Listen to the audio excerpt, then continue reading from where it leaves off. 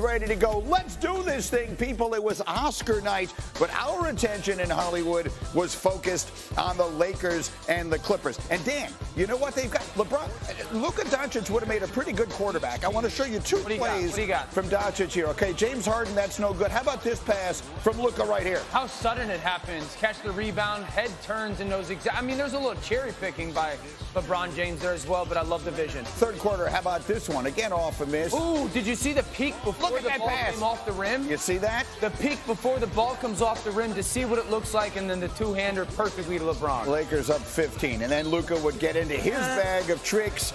Tough shot there. Lakers a 14-point lead, and Luka not done, starting to get his legs under him a little bit, knocking down a three. He had 29, 9 assists. Dad loves it. Lakers up a dozen in the fourth. Fourth quarter, close game now, 5-point game. Doncic, LeBron, corner three. LeBron would score just 17. Lakers an 8-point lead. Now watch this. Classic LeBron James on the defensive end. Here he comes. Oh, they originally call it a goaltend, but you'll take another look. The call would be reversed. He gets it before it touches the backboard, and that is all she wrote. LeBron, by the way, 1 point shy of 50,000 for his career, and the Lakers win again later. Luka. Are you enjoying playing in this building? The fans certainly seem to be appreciating the effort. Hell yeah. It's nice. He played fantastic tonight. And again, it was that verve and that spirit of competition, but also just something that maybe it's an inner demon, I don't know, but it comes out, and it's fantastic for us when it does. I have described Brian Windhorst that way many times, as a man with an inner demon that comes out every now and again. Wendy, what? I'm running. I don't understand how this is happening. When this deal was made, I don't think this was supposed to be this good this quickly. Tell me about Luka yesterday. Well, let's go over a couple of things here. Lakers are missing two starters in this game, Rui Hachimura and Austin Reeves. And for the first time in like a month, LeBron has a dog game. He had some good plays, including that block. He has 8 turnovers, shoots 6 of 17. They're playing a Clipper team that is a quality team and is getting to see them for the second time in 3 days. And the Lakers still take care of business because Luka has a strong game. He's getting a little bit stronger with his legs. You can tell he's got more confidence in his shot. And they're just defending. I mean, look, let me tell you how badly the Clippers wanted to win this game, Greeny. They played Kawhi Leonard almost 40 minutes in this one. He had a great game. He had 33 points. He hadn't played that many minutes since November of 23. The most points he scored in over a calendar year. And they still handle their business. They've got 9 straight wins over teams with winning records. I am looking for a reason not to believe in this team, but they woke up today with the number 2 seed. They are really in a good place right now and winning in a way that I am beginning to believe is truly sustainable.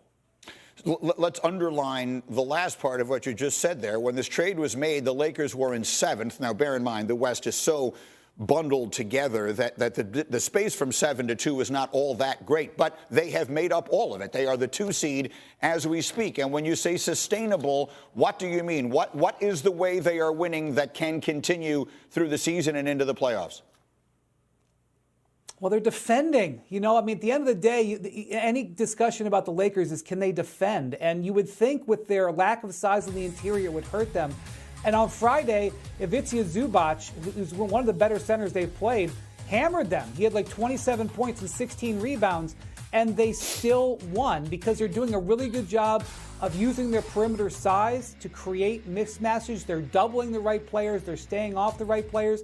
There's a little bit of a golden touch right now. I expect them to come back to earth a little bit. They've got a very challenging 4-game road trip that starts later this week. They've got to come play in Boston. They got to play in Denver on that road trip. So they're not going to win out the rest of the season.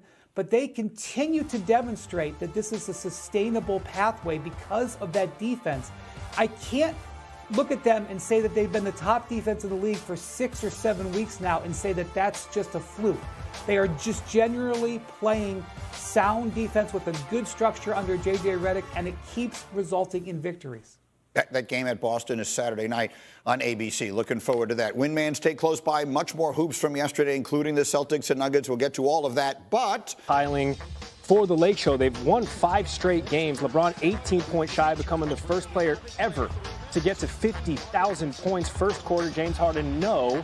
Luka was like, yeet. LeBron finishes down at the other end. Lake Show up half a dozen. Third quarter now. And Luka going full Joe Burrow again. I know Bron down there somewhere. And he was. Baseline to baseline. Lakers are up 6 at this point. And then Luka getting in on the scoring. They're up 15. And then from distance, shoots that one over James Harden. Yeah, I mean, come on. James Pops loving it. James Harden with his palms up wondering why there's a foul. He's ready. All right, we're in the fourth quarter now. The lead is 5. The triple for LeBron puts him at 49,999 career points. He's 1 away.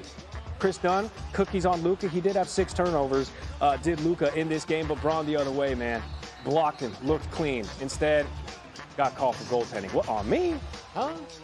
Who else set Chris Dunn in the next dimension? I mean, that looked clean. Didn't look like he was on its way down. LeBron, 17 points. He will get to 50,000, no doubt. It just wasn't last night. So Bron ended yesterday sitting on 49,999 after going 1 for 8 in the fourth quarter. Now with 1 point, he's going to become the first player ever to get to 50,000 in his career.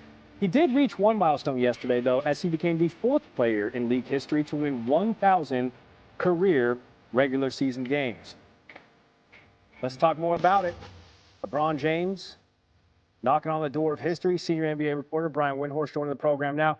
Windy, Lakers, they've won 16 of the last 19. They've won now 6 straight. Why was last night's win particularly impressive in your eye?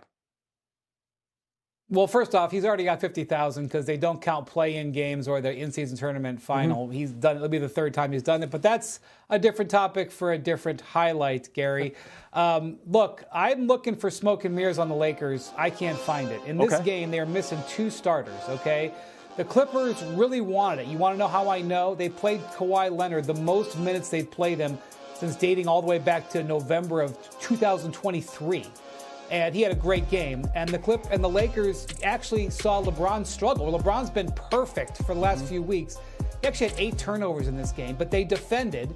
They got Luka Doncic having a good game. Dalton Knecht had his best game in months, and they pulled it out. And now it's 9 straight wins over teams with winning records.